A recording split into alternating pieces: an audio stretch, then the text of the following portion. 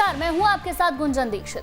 मध्य प्रदेश में बारिश अपना कहर बरपा रही है। मौसम विभाग की ओर से आने वाले दिनों में भी प्रदेश के कई जिलों में बारिश से भारी बारिश के आसार जताए जा रहे हैं। लगातार हो रही बारिश की वजह से रीवा जिले में दीवार गिरने से 2 मासूम बच्चों समेत 4 लोगों की मौत हो गई। इसके साथ ही सतना में एक घर की दीवार बारिश के चलते भरभरा कर गिर गई। यह हाल केवल एक जिले का नहीं है, लगभग पूरे प्रदेश में बारिश की वजह से हाल बेहाल है। ऐसे में सवाल उठता है कि हम बारिश से होने वाले नुकसान को कम कैसे कर सकते हैं और बारिश मुसीबत न बन पाए, इसके लिए इंतजाम क्या किए जाएं। आज हम इसी मुद्दे पर बातचीत करेंगे। हमारे साथ हमारे संवाददाता भी जुड़ेंगे, लेकिन सबसे पहले आप रिपोर्ट देखिए।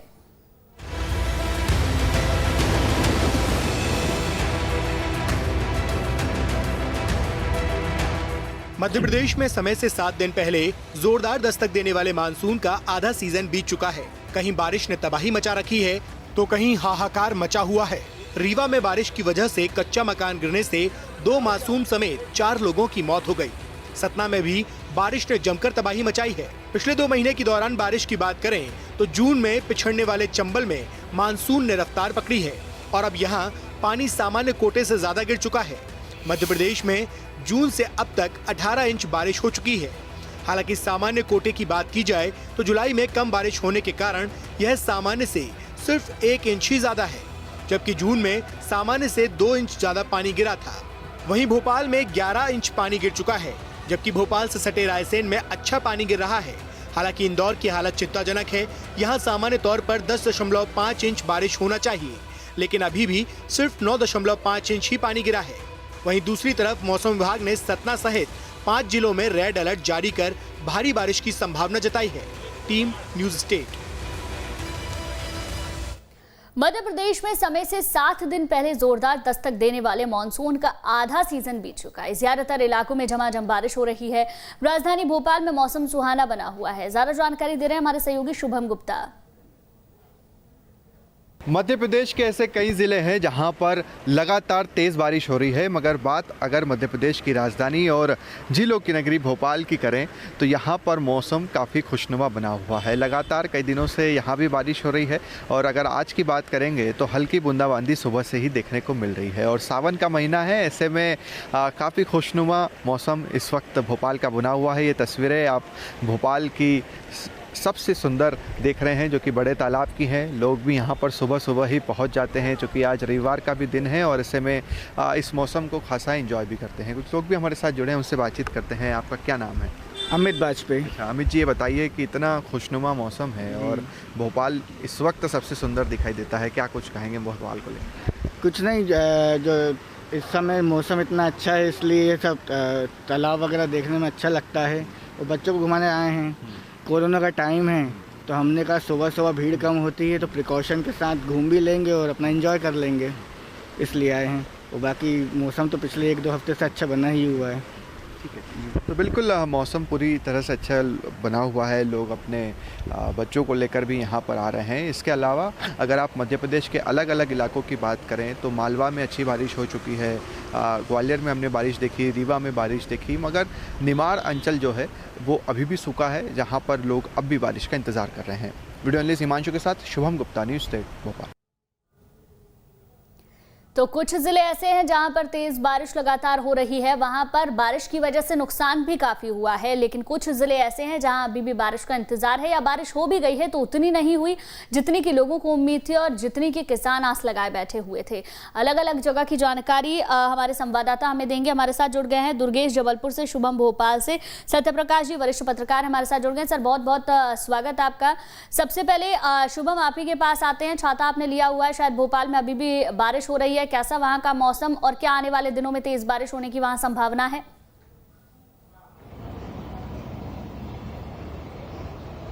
भोपाल में हालांकि सामान्य बारिश हो चुकी है।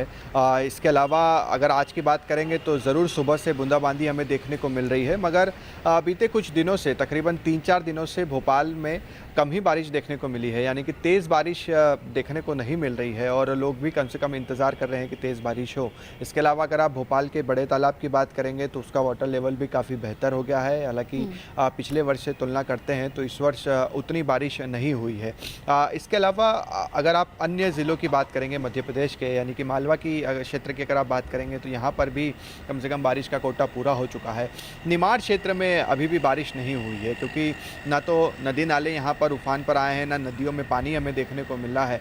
अगर आप बड़वानी की बात की जाए, खरगोन ज़िले की, खंडवा ज़िले की, यहाँ पर अभी भी लोग इंतज़ार कर रहे हैं कि जल्द से जल्द बारिश हो। कम से कम आप कह सकते हैं कि सूखे जैसे यहाँ पर हालात बने हुए हैं, किसान भी इंतज़ार कर रहे हैं। एक दो दिन ज़रूर यहाँ पर पिछले 7 दिनों में बारिश हुई थी, मगर उतनी तेज़ बारिश नहीं हुई या उतनी देर तक बारिश नहीं हुई। तकरीबन आधा या 1 घंटा यहाँ पर बारिश हुई और उसके बाद से मौसम ज़रूर ऐसा बना हुआ है, हल्की बूंदाबांदी हो रही है मगर बारिश नहीं हो रही है। इसके अलावा अगर आप रीवा की बात करेंगे या विंध्य क्षेत्र की बात करेंगे तो यहाँ पर भी हमें अच्छी बारिश देखने को मिली है। ठीक है शुभम, बने रहिए आप हमारे साथ। अनिरुद्ध दुबे जी हमारे साथ जुड़ गए, वेदर एक्सपर्ट है। सर बहुत बहुत स्वागत, आपके पास भी आऊंगी, लेकिन दुर्गेश जबलपुर से हमारे साथ बने हुए हैं। दुर्गेश, जबलपुर में अभी तक बारिश की क्या स्थिति रही है? क्या वहां औसत के लगभग भी बारिश पहुंच चुकी है?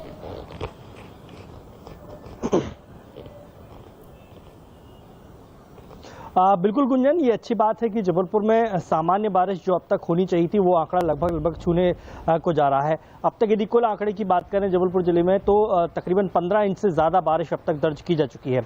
लगातार बारिश हो रही है, हालांकि इस वक्त अभी बारिश रुकी हुई है लेकिन ठंडी हवाएं चल रही हैं, बादल पूरी तरह छाए हैं, रुक रुक कर रिमझिम बारिश हो रही है। जबलपुर में अच्छी बात यह है कि बहुत तेज बारिश नहीं हुई है, अब तक रिमझिम बारिश हो रही है। और जो विशेषज्ञ होते हैं, जो किसान होते हैं, उनका ये कहना होता है कि यही जो रिमझिम बारिश होती है ये सबसे ज़्यादा फायदेमंद होती है किसानों के लिए और ज़मीन के जलस्तर को बढ़ाने के लिए। तो यदि इस तरह से बारिश लगातार हो रही है तो ये किसानों के लिए फायदेमंद है और ज़मीन का जो जलस्तर लगातार जो गिरता जाता है गर्मी के मौसम में, बोरवेल्स और ट्यूबवेल्स जो किसानों के सबसे ज़्यादा उपयोगी होते हैं गर्मियों के दिनों में, उनका जलस्तर बढ़ता है। तो यदि इस तरह से बारिश लगातार होती है तो इससे जो जल भराव की स्थिति शहरों में बनती है वो हालात भी नहीं बनेंगे और किसानों को जो पानी की ज़रूरत होती है, क्योंकि बहुत तेज बारिश अगर होती है गुंजन तो वो पानी भी बह जाता है, खेतों में ठहरता नहीं है। लेकिन ये जो बारिश है ये लगातार ठहरती है। देखिए जबलपुर में की बात करूं तो रात भर रिमझिम बारिश होती है, दिन में रुक जाती है, शाम को 3 से 4 बजे के बाद फिर बारिश होना शुरू हो जाती है। तो ये जो मौसम है ये एक तरीके से बहुत बेहतर मौसम कहूँगा, क्योंकि यही बारिश सबसे ज़्यादा उपयोगी होती है।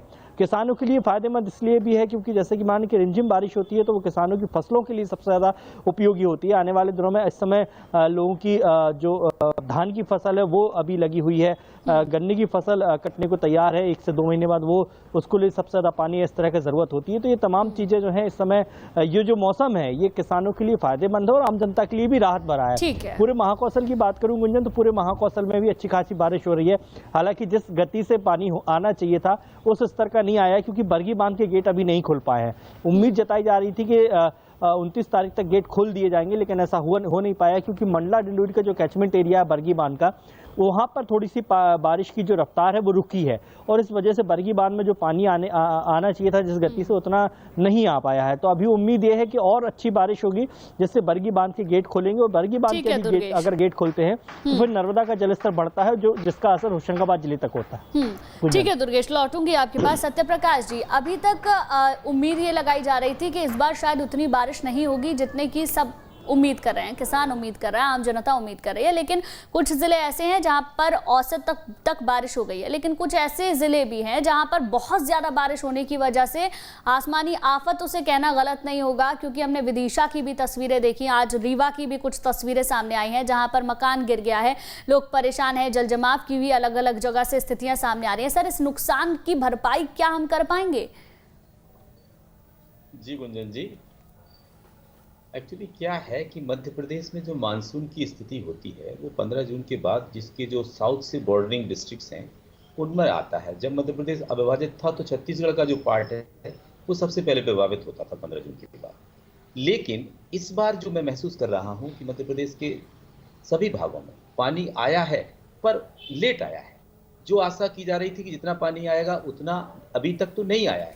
जैसे हम ग्वालियर चंबल संभाग की बात करें या रीवा रीजन की बात करें या छतरपुर जो बुंदेलखंड का कुछ पार्ट है उधर की बात करें तो वहाँ पर उतना पानी जैसे कि आपको बताएं कि भोपाल में जो पानी बरसता था, आज उस उतनी स्पीड से या उतना हैवी रेन वहां नहीं हुआ है। जबलपुर का पानी सबसे अच्छा, अभी मध्य प्रदेश का अगर कोई हिस्सा देखें तो जबलपुर बहुत अच्छा है। लेकिन आपको ये चीज देखना पड़ेगी कि पानी हर साल आता है, रेनी सीजन होता है, लेकिन ये चीज ज्यादा इफेक्टेड लोग कहाँ होते हैं, ये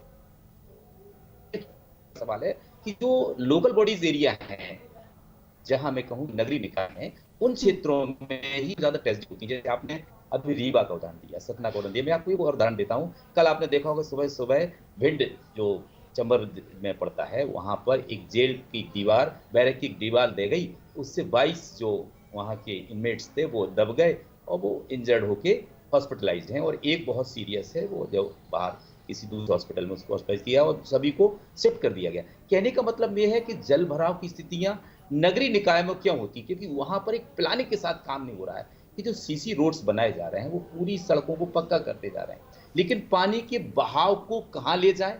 पानी पहले क्या था कि जो रोड्स बनते थे, जो ऐसे बनते थे कि जिनमें पानी नीचे समा जाता था, जिससे वाटर लेवल भी बढ़ता था और जल भराव की स्थितियां भी निर्मित नहीं होती थी। लेकिन अब वेल प्लान्ड जो डेवलपमेंट हो रहा है शहरों के अंदर, वो बहुत उसकी कमी देखी जा रही। जैसा कि आपने देखा होगा मुंबई में जब बारिश होती है तो वहाँ की खास प्रॉब्लम होती है कि नगर में या महानगर में वहां पर जल भराव हो जाता है शहर के अंदर। ठीक ऐसी स्थिति कहीं ना कहीं मध्य प्रदेश के काफी शहरों में होती जा रही है। लेकिन सर सबसे बड़ी बात यह है बारिश के होने से पहले उसको लेकर माकूल तैयारी भी होती है, उसकी बातें भी की जाती हैं, और लेकिन जब बारिश हर बार होती है, चाहे बारिश कम हो या बारिश ज्यादा हो, स्थिति लगभग एक ही जैसी रहती है। जी गुंजन जी, बिल्कुल आप सही कह रहे हैं। एक्चुअली क्या है, ये पहले सबको पता है कि बारिश आनी है, तो उसकी प्रिपरेशन करने के, उसके लिए टैकल करने के लिए आदमी को तैयार होना चाहिए। तो जो नगरीय निकाय हैं वो उतने सीरियस नहीं होते हैं, जिससे इस प्रकार के इंसिडेंट घटित होते हैं और लोगों की जान चली जाती है। तो मेरा कहने का मतलब ये है कि जो बारिश पहले ही अलर्ट होता है, सब कुछ होता है, लेकिन वहाँ व्यवस्थाएं क्यों नहीं मुस्तैद की जाती हैं। कई बार आपने देखा होगा कि नदियां उफान पर आ जाती हैं तो लोग उसमें चले जाते हैं, लोग वहां मौतें हो जाती हैं। तो यहाँ पर कहने का मतलब है कि अलर्ट जब जारी होता है तो अलर्ट के समय में जिस टीम को जिम्मेदारी दी जाती है उसको पहले से सभी व्यवस्थाएं मेजर करनी चाहिए, जिसके कि हम रिस्क को बचा सकें। लेकिन फिर भी कहूंगा कि अभी मध्य प्रदेश में बारिश मेरे ख्याल से उतनी नजर नहीं आ रही जितनी कि यहाँ होनी चाहिए। कई इलाके ऐसे हैं, जैसे ग्वालियर चंबल रीजन में आपको बताऊं, ग्वालियर चंबल का इलाका काफी अभी सूखा है, वहां उतनी बारिश नहीं हुई। वैसे यहाँ जुलाई में ही बारिश होती है, काफी लेट होती है, लेकिन अब की बार तो बहुत सारी लेट हो गई है। 3-4 दिन पिछले बारिश अच्छी हुई है, लेकिन उसका मतलब ये नहीं कि यहाँ बारिश का पूरा एवरेज बारिश हुई हो। तो भोपाल भी उतना नहीं हुआ, भोपाल। जी जी जी ठीक है सर, लौटूंगी आपके पास। शुभम, सत्यप्रकाश जी को भी आपने सुना जिस तरीके से तमाम हम तैयारियों की बात कर रहे हैं, पहले से ही नगर निगम की ओर से तैयारियों की भी बात कही जाती है, प्रशासन को भी सतर्क रहने के लिए कहा जाता है। जब भी मौसम विभाग की ओर से अलर्ट जारी होता है, प्रशासन भी अलर्ट होता है, लेकिन क्या वो अलर्ट होना सिर्फ बातों में ही नजर नहीं आता है? क्योंकि कितनी बार ऐसा होता है कि आसमानी आफत की वजह से लोगों की जान चली जाती है।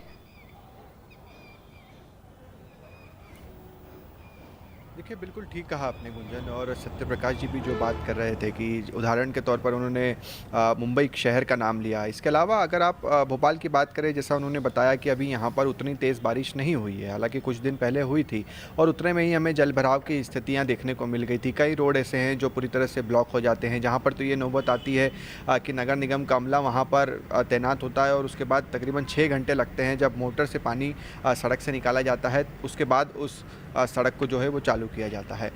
इसी तरह की स्थिति मध्य प्रदेश के अलग अलग शहरों की भी रहती है, जहाँ पर सबसे ज़्यादा समस्या अगर कहीं आती है तो वो जल भराव की आती है। थोड़ी सी बारिश होती है और ऐसा लगता है कि शहर डूबने लग रहा है, तो ऐसे में उसको लेकर नगर निगम के इंतज़ाम होते हैं। देखिए, इससे पहले भी हमने देखा नगर निगम कमिश्नर ने बैठक की थी, जिसमें था जो निर्देश दिए गए थे कि नालों की साफ़ सफाई बारिश से पहले की जाए, और उससे पहले हमने देखा कि साफ़ सफाई हो भी रही थी। मगर इन सब चीज़ों के बावजूद, इतनी व्यवस्थाओं के बावजूद भी हम देखते हैं कि अव्यवस्था कहीं ना कहीं निकल ही आती है। अब सड़कों को लेकर भोपाल में सबसे बड़ी समस्या आ रही है। कई सड़कें ऐसी हैं जहां पर जल भराव की स्थिति हो गई है, कई कॉलोनीज ऐसी हैं जहां पर इतना कीचड़ है कि आप कल्पना नहीं कर सकते। तो सिर्फ राजधानी की बात नहीं है, अगर आप अंदाज़ा इस बात से भी लगा सकते हैं कि अगर भोपाल में इस तरह के हालात हैं तो अन्य ज़िलों में किस तरह के हालात हो रहे होंगे। सबसे बड़ी बात यही है कि जब राजधानी में ही ऐसे हालात बने हुए हैं तो बाकी के जिलों में क्या स्थिति बनी होगी, और खास तौर पर शहरी इलाके भी नहीं, जो गांव के इलाके हैं वहां पर तो हालात और भी ज्यादा खराब रहते हैं। ठीक है, शुभम मनेरी हमारे साथ, दुर्गेश भी हमारे साथ लगातार बने हुए हैं। दुर्गेश, इस बार जब ये सवाल बार बार उठाया जाता है कि आखिर नगर निगम की ओर से वो उस तरीके की तैयारी क्यों नहीं की गई या प्रशासन ने उस तरीके की तैयारी क्यों नहीं की, तो हवाला कोरोना का दे दिया जाता है, क्योंकि कोरोना काल में इस बार उस तरीके की तैयारी नहीं हो पाई। लेकिन हम हर बार देखते हैं, पिछले साल की अगर बात कर लें तो लगातार 70 दिन तक बारिश हुई थी, उस वक्त भी स्थिति वैसी की वैसी थी, आज भी हालात वैसे ही बने हुए हैं। सबसे बड़ी परेशानी की बात है कि क्या जिस तैयारी की बात कही जाती है वो सिर्फ मुंह जुबानी होती है, सिर्फ कहने के लिए होती है, या वाकई में जमीनी स्तर पर कुछ किया भी जाता है?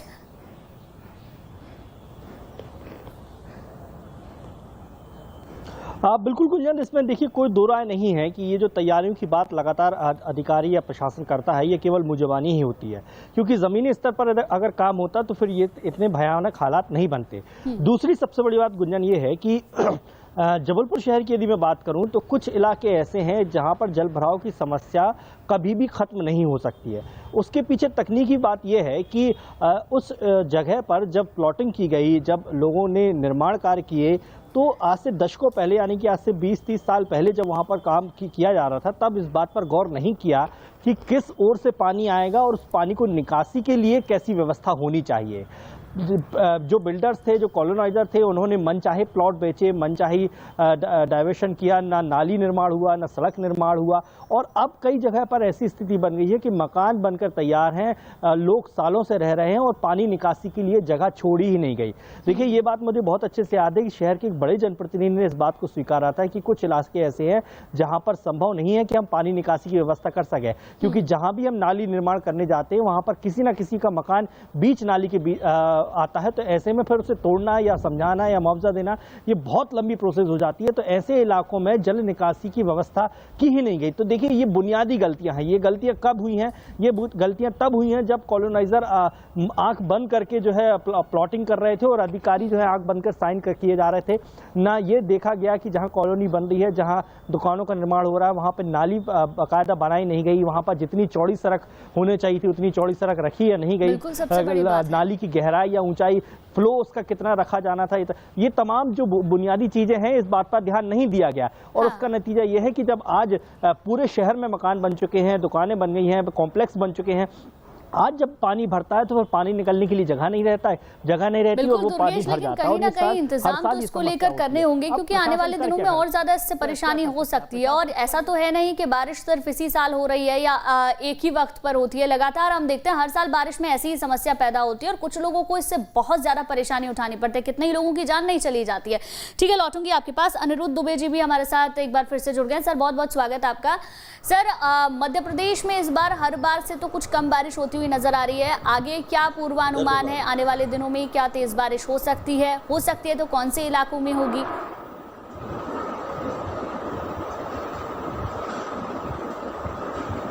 देखिए, पहली तारीख अगर एक वीक की बात करी जाए तो इस वीक में पहली तारीख में यानी आज जो है, ये आपका उत्तरी पूर्वी क्षेत्र जो है मध्य प्रदेश का, उसमें जिसमें रीवा है, सतना है, छतरपुर है, पन्ना है, ये जो डिस्ट्रिक्ट है, इसमें आइसोलेटेड रेनफॉल स्थानीय स्तर की वर्षा है, जिसमें सतना और मैहर यहाँ पर मॉडरेट रेनफॉल है, यानी मध्यम रेनफॉल है आज की डेट में। और पास के तहसील स्तर पर जो है, जैसे मऊबंज है, पवई है, इन इलाकों में भारी रेनफॉल होने की आज संभावना है। दूसरी चीज ये है कि जो अगले 2, 3, 4 तारीख में, इन तारीखों में जो है हल्की रेनफॉल है, लेकिन ये स्थानीय स्तर पर है, यानी आइसोलेटेड रेनफॉल है, इसलिए बहुत ज़्यादा वर्षा होने की संभावना फिलहाल नहीं है। 5 तारीख में फिर हैवी रेनफॉल है इन क्षेत्रों में, खास करके आपका जैसे छतरपुर है, पन्ना है, और उसका जो एडजॉइनिंग एरियाज है, लगा हुआ जो क्षेत्र है, यहाँ पर थोड़ी सी ज़्यादा वर्षा होने की संभावना है। तो बाकी जो मध्य प्रदेश के क्षेत्र हैं उनमें अभी एक लो डिप्रेशन जो इस वीक में जो डेवलप हुआ है बंगाल की खाड़ी में, उससे संभावित है कि ये बारिश जो है अभी पूरे मध्य प्रदेश में छत्तीसगढ़ और मध्य प्रदेश को मिलने की संभावना है। इस हफ्ते में है, लेकिन अगले हफ्ते में वर्षा की संभावनाएं कम। चलिए ठीक है सर, उम्मीद यही है कि आगे बारिश होगी। अगर किसानों के लिहाज से देखें तो बारिश में भी अलग अलग तरीके से बारिश होती है। मूसलाधार बारिश होती है, बहुत तेज़ बारिश भी किसानों के लिए नुकसान देती है। लगातार बारिश होना और खेतों में पानी का ठहरना बहुत ज़्यादा ज़रूरी होता है अच्छी खेती के लिए। तो क्या लगता है किसानों के लिहाज से कितनी अच्छी बारिश आगे हो सकती है?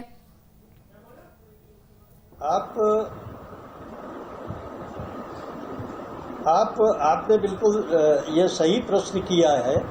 चूंकि रेनफॉल का जो डिस्ट्रीब्यूशन है, यानी जो वितरण है वर्षा का, अगर वो बेहतर होता है तो हमारी फसलें बहुत अच्छी चलती हैं।